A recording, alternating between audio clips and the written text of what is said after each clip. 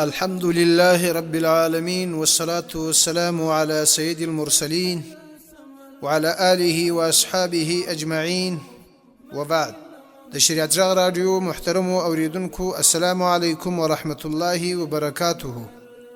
الله پاک جل جلاله دی وکي چې جوړ او روغ بیاست، د صحت او عافیت جامع به مو پتن وي. لکه څنګه چې موږ او تاسو د شریعت غږ رادیو په مرسته د امر بالمعروف و نهي عن المنکر د قانون تدریسي خپرونه شروع کړې وه. دا د یو وار بیا زه ستاسو په خدمت کې حاضر سوی یم تر څو یویشتمه تدریسي خپرونه راپیل کړو. الله جل جلاله دې ما ته د صحیح الفاظو ویلو او تاسو ته د صحیح الفاظو اوریدلو توفیق را نصیب کړي. اعوذ بالله من الشیطان الرجیم، بسم الله الرحمن الرحیم. وقال الله عز وجل في كتابه المجيد: ولتكن منكم أمة يدعون إلى الخير ويأمرون بالمعروف وينهون عن المنكر. صدق الله المولانا العظيم وصدق رسوله النبي الكريم. محترمو اوریدونکو، په تېره خپرونه کې موږ او تاسو د همدې قانون څخه 19مه ماده تشریح کړې وه چې په 19مه ماده کې 2 جزه وه چې هغه د محتسب مسؤلیت د سیل او ساتیری د ځایونو اړوند، چې هغه 2 مسؤلیت په 2 جزو کې بیان سوه یا 2 بندو کې بیان سوه، چې هغه په تېره خپرونه کې موږ او تاسو په دې باندې تشریح وکړه. په نننۍ خپرونه کې موږ او تاسو 20مه ماده د دې قانون څخه تشریح کوو. 20مه ماده د دې مادې عنوان دی د محتسب مسؤلیت د چش په اړه. که څوم دا فصل ټول د محتسب په مسؤلیتو کې دی، خو هر بخش به جلا مسؤلیت لري. اوس په 20مه ماده کې د محتسب مسؤلیت د کم شي په اړه باندې د سوارلي او باروړونکو موټرانو او داسې نورو وسایطو اړوند د محتسب مسؤلیت. یعنی د دې مادې عنوان دا دی چې محتسب د هغه موټرانو په اړه چې هغه سپارلي وړي او راوړي او هغه باروړونکي موټران او داسې نور وسایط، د دې په اړه د محتسب کم مسؤلیت دی، د کوم شانو په رعایتولو به امر ورته کوي، د کوم شانو څخه راګرځولو نهي به کوي. نو ځکه 20مه ماده محتسب مسؤلیت لري د لیږدونکو وسایطو مسؤلین او چلونکي د لاندې مواردو په رعایتولو مکلف کړي. یعنی محتسب دا مسؤلیت لري چې هغه کسان چې وسایط یعنی موټر دی، با موټر باری موټر دی یا د سپارلي موټر دی، هغه مسؤلین هغه په دې باندې مکلف کړي چې کوم موارد لاندې په بندو کې راځي. نو دا ماده په خپل ځان کې 6 بند لري. په هر بند کې د محتسب یو مسؤلیت دی د سپارلیو وړونکو موټرانو او باروړونکو موټرانو په اړه باندې. نو اول مسؤلیت د محتسب د دغه موټروانانو په اړه یا د هغې د مسؤلینو په اړه څه دی؟ اول بند چې په دې کې اول مسؤلیت د بیانیش. اول بند د موسیقي له غږولو څخه منع کول. محتسب دا مسؤلیت لري چې موټروانان هغه که د سپارلیو موټروانان وي چې سپاریان وړي او راوړي، او که هغه د باروړونکو موټروانان هغه په دې باندې مکلف کی چې تاسو به موسیقي نه غږوي. موسیقي یعنی ساز او سروز په اصطلاح چې موږ ورته وایو دا بناور سروز بناور د سروز څخه به منع کوي، ځکه دا سروز یو داسې منکر عمل دی، سروز اوریدل چې د هغه نه کول واجب دی. نو د محتسب احتساب په هغه ځای کې ضروری دی چې داسې منکر باندې یو څوک اخته وي چې د هغه نه کول واجب او یو داسې معروف فاته سوی وي چې د هغه کول واجب. نو اوس چې دلته دی په موسیقي اخته دی، موسیقي اوریدل حرام او ناجایز عمل دی، داسې منکر باندې اخته دی چې د هغه پرېښول واجب دی، ځکه د حرامو څخه پرهیز کول اجتناب کول دا واجب او ضروری دی. نو ځکه محتسب مسؤلیت لري چې دوی به په دې مکلف کوي چې تاسو به پر لارې باندې په موټر کې یا دلې یو ځای چې په هوټل باندې ودرېږي یا په خپل اشټاپ باندې ودرېږي تاسو به سروز نه اوري. ځکه د موسیقي په اړه زموږ کتابو خورا مفصل بیانات، خو یو روایت چې عبد الله ابن مسعود رضی الله تعالی عنہ د دې روایت کې که څه هم په بعض روایتو کې دا موقوف راغلی دی، په بعضو کې مرفوع راغلی دی، یعنی رسول الله صلی الله علیه وسلم ته دا روایت رسېدلی دی. همدا روایت ابن عابدین په رد المحتار کې را نقل کړی دی. عبدالله ابن مسعود رضی الله تعالی عنه فرمایي صوت اللهو والغنا ينبت النفاق في قلب كما ينبت الماء النبات. عبدالله ابن مسعود رضی الله تعالی عنه فرمایي چې صوت اواز د لهوی چې هغه د آلات سروز دي، دغه اسباب د سروز دي چې په هغه سروز غږیږي، والغنا او هغه سروز یا هغه ساز دا چې دی ینبتو شین کوي النفاق فی قلب، فزړه کې د یو انسان په زړه کې د لهو د اواز د لهو لکه ډول یا نور داسې اسباب و سامانونه یا هغه آلات د سروز، او غنا خو خپله د ساز و سروز ته وایي. نو دا هغه شی دی چې د دې صوت د دې غنا دا په زړه کې چې شین کوي نفاق، منافقت. کما ينبت الماء البق یا کما ينبت الماء النبات، دواړه روایت راغلي دي. لکه څنګه چې اوبه واشش نه کوي یا په اوبو باندې واشش نه کیږي، همدا شان په سروز اورېدلو باندې، په موسیقي اورېدلو باندې هغه چې شنه کیږي. نفاق د یو انسان د یو مسلمان په زړه کې نفاق پیدا کوي. نو چې دا دونه مضر شی سو چې په زړه کې نفاق پیدا کوي، زړه خرابوي، نو د دې څخه اجتناب او پرهیز کول پکار دي. ځکه که چیرې د چا په زړه کې نفاق راسي، نو هغه د حق د طرفه سمائل وي، د باطل طرف ته رغبت او شوق ډیر وي. ولی خو د په زړه کې نفاق سته، نو بیا کوم شان چې حق یې هغه ورته باطل معلومیږي، او کوم شان چې باطل یې هغه ورته حق معلومیږي. نو محترمو اوریدونکو، باید موږ او تاسو ټول مسلمانان هر هغه څوک چې په دې عمل باندې اخته د دې څخه باید اجتناب وکړي. ځکه په زړه کې د مسلمان یا په زړه کې د هر انسان چې په حدیث کې انسان لفظ راغلی دی، هغه نفاق پیدا کوي. نفاق دا شی دی چې هغه نتیجه بیا خرابه راوځي. بیا به نو کله ستا د اسلام سره مینه وي، کله به ستا د اسلامي احکامو سره مینه وي، کله به ستا د اسلامي احکامو د تطبیقونکو سره مینه وي. ولی خو ستا په زړه کې هلته څه شته؟ خرابوالی شته. او د الله رسول فرمایي کله چې یو مسلمان ګناه وکړي، کله چې یو انسان ګناه وکړي، د هغه په زړه باندې یو تور ټکی پیدا شي. بیا چې کله توبه ونه کاږي، بیا ګناه وکړي، په زړه یې بل تور ټکی، بالاخره چې زړه یې ټول تور شي.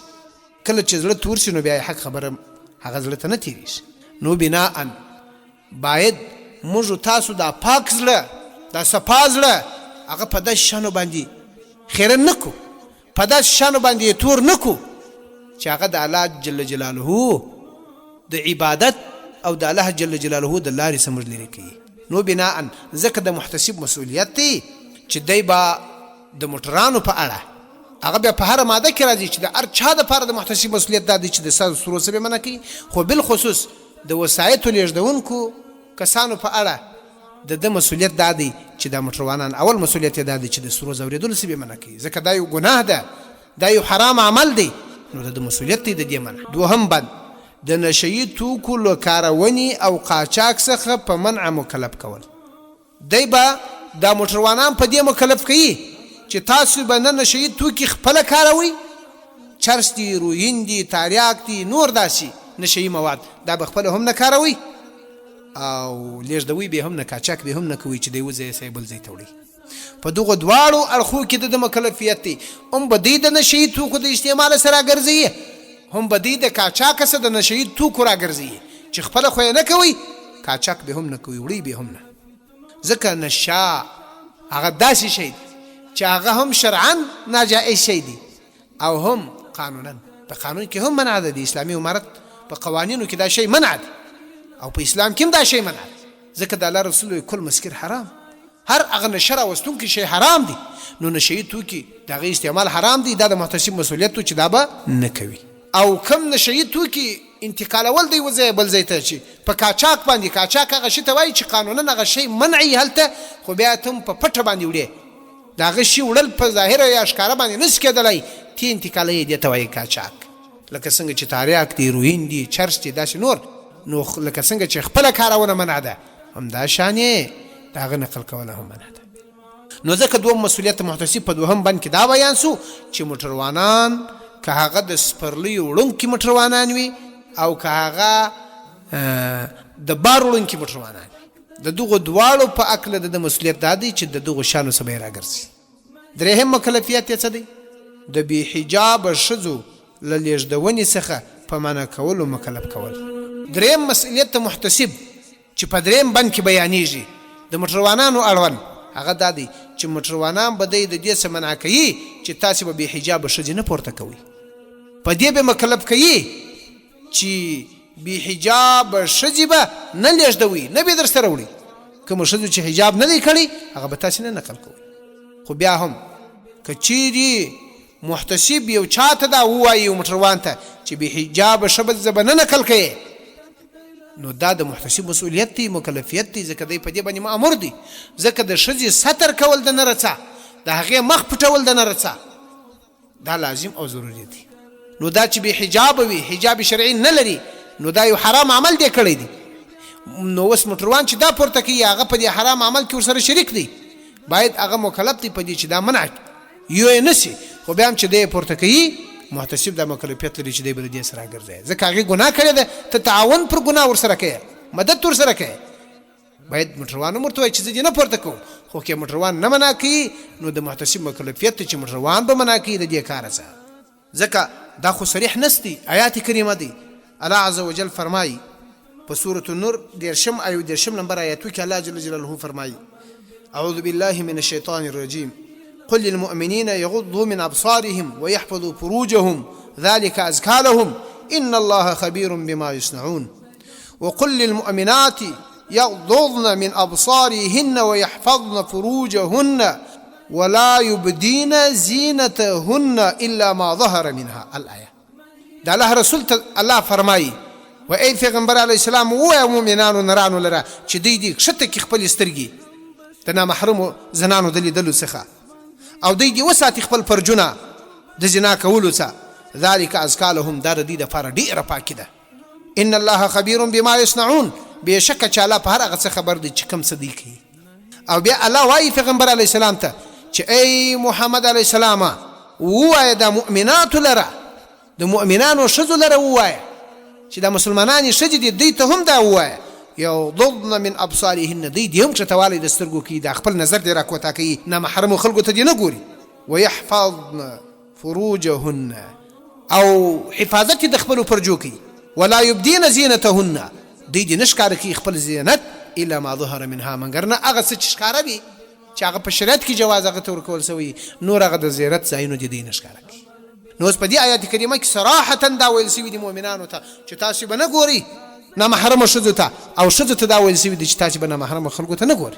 نو دلته چې دا بې حجابه ده، ستر یې مت کړی دی، شرعي حجاب یې نه دی کړی، نو نارینه ته د دوی کتل، نارینه په ګناه کې اچول د دوی د لحاظه سوه. دوی خو دا حرام عمل کړی دی، نارینه یې هم په ګناه کې واچول. نو ځکه به محتسب دا مسؤلیت لري چې دوی به منع کوي چې داسې ښځې به نه پورته کړي. څلورم بند د دې مادې څخه چې څلورم مسؤلیت محتسب بیانوي، له نامحرمو نارینهو سره د ښځو له ناستې او اختلاط څخه په مخنیوي مکلف کول. چې دی به موټروانان په دې مکلف کوي، هغه شرکت والا به په دې مکلف کوي چې کوم موټر چې ستاسې ځي هلته باید نارینه او زنانه په یوه ځای کې سره ناست نه وي. اختلاط د زنانو او د مردانو باید نه وي، باید په یوه چوکۍ کې نه وي. که چیرې داسې وشي چې په هغه یوه چوکۍ نارینه او زنانه سره ناست وي، دې ته وایي اختلاط. نو شرکت والا او موټروانان به په دې مکلف کوي محتسب چې تاسې به نارینه او زنانه د اختلاط څخه منع کوئ، یعنې یو ځای به یې نه سره کښېنوئ. ځکه اختلاط د زنانو د نارینهو چې سره راسي دا سبب د فتنې جوړېږي، چې د الله رسول صلی الله علیه وسلم هم د دې څخه منع کړی ده. یو وخت الله رسول صلی الله علیه وسلم راووتی، د مسجد نبوي د باندې ولاړو، په دا وخت کې جماعت وسو. د الله رسول چې راووتی چې ویې کتل په کوڅه کې نر وشی سره ګډ، په هغه وخت کې زنانه هم مسجد ته راتللې چې وروسته بیا منع شوې.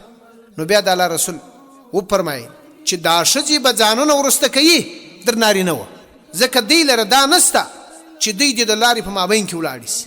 بیا یې ښځو لره وویل علیکن بحافات الطریق، پر تاسې باندې څنډې د لارې دي، یعنې څنډو باندې د لارو به ځئ، پراژۍ د لارې به ځئ، داسې نه چې د خلکو سره یو ځای ستاسې تخلط او ګډوالی راسي. نو دغه خلطیت څه د الله رسول منع راوستلې ده. نو چې د الله رسول منع راوستلې ده نو محتسب هم په دې مکلف دی چې دا شی به منع کړي. دغه څلورم بنو په دې ماده کې چې څلورم مسؤلیت محتسب هم کې بیان. پنځم بن لعاقل او بالغ شرعي محرم پرته د ښځو له لیږدونې څخه ډډه کول. دغه موټروانان دغه شرکت والا به د زنانو یعنی په دوه بخش کې دی مسؤلیت لري. یو مسؤلیت دا دی چې د بې حجابه زنانو لیږدونه به نه کوي ولو که محرم ورسره وي چې هغې بې حجابي کړي دی به نه پورته. دوهم د هغه زنانو د لیږد یعنی د هغه زنانو د وړلو څه به منع کوي چې هغه محرم نه لري، شرعي عاقل بالغ محرم ونه لري. که څوم ستر کړی دی حجاب یې کړی دی خو دا چې و سفر کوي دا چې روانه ده دا بیا محرمه نشي کولی چې په شریعت کې ولاړه شي. نو دوه شان به کوي، په حجاب یې هم امر کوي، د محرمه پرته به هم نه پورته کوي. نو دا د محتسب مسؤلیت دی پنځم چې دوی به مکلف کوي په دې باندې چې تاسو به زنانه د شرعي محرم پرته نه پورته کوي. ځکه حدیث مقدس کې راځي، امام مسلم دا حدیث روایت کړی دی، امام بخاری م روایت کړی دی، خو د یې تغیر سره په الفاظو کې. ابي هريره رضی الله تعالی عنہ فرمایي د رسول الله صلی الله علیه وسلم سره روایت کوي چې د الله رسول و فرمایل لا يحل لامرأة تؤمن بالله واليوم الآخر تسافر مسيرة يوم إلا مع ذي محرم. وإذا الله رسول و فرمایل چې ندی حلال رواکار ندی د زنانې دپاره، جائز ندی د زنانې دپاره هغه زنانه چې ایمان پر الله او په ورځ د قیامت لري یعنی مسلمان وي چې دا سفر وکي په اندازه د یوې ورځې الا مع ذي محرم، مګر نه د ذي رحمه سره د ذي محرم سره به کوي. هغه څوک به وي د دې سره په سفر کې چې د دې سره محرم وي. شرعي محرم دې ته وایي چې د دې نکاح د ابد دپاره د هغه سره رسېږي کېږي. وس لکه ورور، لکه ماما، لکه اکا، لکه وراره، لکه زوی، لکه فلار، لکه نیکه، داسې نور. خو هغه محرمان نه دي شرعا کم چې موږ تاسو په ټولنه کې محرم ورته وایو، لکه اخشي. وس د اخشي د خوشینې دپاره دا محرم نه دی شرعا. که څوم محرم دی موقتن کله چې دغه خور یې مړه شي بیا د دې و د اخشي در مابین نکاح جایزه ده. نو دا خو موقت ته ورباندې چی شو محرم سو، مؤبد محرم نسو. هغه محرم مؤبد دی چې د ابد دپاره د دوی د مابین نکاح نشي راتللی. نو دا شرعي محرم به ورسره وي، هغه به هم عاقل به وي، لیونی به نه وي ځکه لیونی خو بیا د فساد نشي کولی. بالغ به وي، کشنی به نه وي، کشنی خو فساد نشته په کولی. نو دا درې شرطونه چې په پوښ موجود به دا محرم دی چې محرم به وي، هغه به شرعي به وي، عاقل به وي، بالغ به وي. نو بیا دا سفر کوي. اوس دلته یوه خبره سته، بعضې احادیثو کې دا راغلي دي چې مسیرته 3 یوم و لیلة، یعنې 3 ورځې او 3 شپې دا مزل بیا محرمه نشي کولی، د هغه نه دې خوا څه دا کولی شي. او خو په دغه روایت کې د مسلم بیا یو تسافر مسیرة یوم، یوه ورځ په اندازه چې سفر وي دا بیا محرمه سفر نشي کولی. دا د بخاري او د مسلم روایت دی. اوس خبره دا ده موږ تاسو خدا وایي چې ښځه سفر نشي کولی چې 3 ورځې 3 شپې د سفر موده چې وي، دا روایت هم شته. خو دا روایت هم شته د یوې ورځې. په نن زمانه کې زموږ استاسو د مذهب مشهور کتاب رد المحتار چې د علامه ابن عابدین دی، هغه په دې باره کې داسې وایي وروي عن ابي حنيفه وابي يوسف كراهه خروجها وحدها مسيره يوم واحد وينبغي ان يكون الفتوى عليه لفساد الزمان. دی وایي مناسبه دا ده چې په نن زمانه کې فتوا هغه د پر دغه قول وسی چې یوه ورځ هم نشي بیا محرمه وتلی. که څوم په بعضې روایاتو کې خو 3 ورځې راغلي. اوس نو تاسې خپله فکر وکړي چې د ابن عابدین په زمانه کې دی دا وایي چې نن زمانه د فساد، په نن زمانه کې یو ښځه په یوه ورځ سفر په اندازه باندې بیا محرمه نشي وتلی. نو ستا څه فکر دی زموږ او ستاسې په زمانه کې چې په نن زمانه کې فساد کوم اوج ته رسېدلی دی؟ د فساد اسباب، د فساد دپاره اسانتیاوې هغه څونه ډېرې دي. نو په نن زمانه کې خو په طریقه یو لاس سره نشي وتلی. که نن زمانه کې موجود وای ابن عابدین هغه به دا ویلي وای چې یجبو د وجوب لفظ به ویلی وای. نو په کار دا دی چې د یوې ورځې دپاره سفر وي په هغه کې محتسب په دې مکلف دی چې یوه ورځ سفر وي په هغه اندازه باندې که یو زنانه بې محرمه ځي دی یې منع کولی شي، هغه استاذ هم د دې څه منع کولی شي. ځکه فتوا د ابن عابدین په قول په همدې باندې ده، یوه ورځ اندازه سفر وي بس منع کولی. 6 بند د لیږدونکو وسایطو شرکتونه په دې مکلف کول چې خپل اړوند وسایطو ته داسې ترتیب جوړ کړي چې ډریوران او سپرلي لمنځونه په خپل وخت کې ادا کړي. یعنې دغه شرکت خپل موټروانانو ته دا ووایي چې موټر به داسې ځای دروي چې هم تاسې هم سپاریان هغه په خپل وخت باندې لمونځ ادا کړي. که چیرې دغه شرکت والا د دې څه مخالفت وکړي یا دا د محتسب حکم چې دی ته کوي چې دا مسؤلیت چې د خپلو موټروانانو ته به وایاست چې په وخت باندې به لمونځونه کوي خپله د سپاریانو دپاره به هلته په ترتیب باندې یو منظم ځای جوړوي هغه ځای کې به درېږي بیا به هلته لمونځونه کوي. یا داسې په اخلاصه فضا کې چې هلته هر ضرورت د اوداسه د لمانځه یا نور حاجت انساني پرې کېږي په هغه ځای کې به دی موټر دروي هلته به په ارامه فضا کې بیا خپل لمونځ کوي. داسې مکلف کول د شرکتو والا یعنی مکلف والی د محتسب مسؤلیت دی خو راجع دا خبره و شرکت والا ته ده چې هغه به خپل موټروانان په دې مکلف کوي. ځکه لمونځ یو داسې شی دی که چیرې حضرت عمر فاروق رضی الله تعالی عنه خپلو عمالو ته یا خپلو وزیرانو والیانو ته دا خط استولی و چې ګورئ اهم په کارو کې ستاسې چې دی زما په نیز هغه لمونځ دی. نو که چا لمونځ وساتي نو هغه دین وساتي او که چا لمونځ ضایع کوي د لمانځه نه بغیر د نورو شیانو دپاره په طریقه اولا ضایع کوونکی دی هغه بیخي ضایع کوي. نو لمونځ یو هم رکن دی په اسلام کې. نو ځکه شرکتو والا مکلف دی په دې باندې چې دوی به خپل موټروانان هغو دپاره داسې ترتیب جوړوي داسې فضا به دوی ته مابین ته کوي چې دوی په هغه کې خپل او د سپاریانو لمنځو ته په ترتیب باندې ځان برابر کړي په وخت باندې ځان ورسي. په دغه شپږ بنده کې د محتسب شپږ مسؤلیت وه د موټرانو چې هغه کوچني موټران وي یا غټ د هغو موټروانانو یا استادانو یا د هغو د شرکتو په اړه باندې د محتسب مسؤلیتونه وه. نو که چیرې دغه مسؤلیت وسه چې د محتسب دی یو شرکت والا یو موټروان سرغړونه وکړي محتسب هغه ته تعذیر ورکولی شي خپلو مراحلو ته په کتو سره. نور نو نننۍ خپرونې ته خاتمه ورکوو په آینده کې انشاء الله العزیز که د الله جل جلاله خوښه وه تر څو چې بیا زه ستاسو په خدمت کې حاضرېږم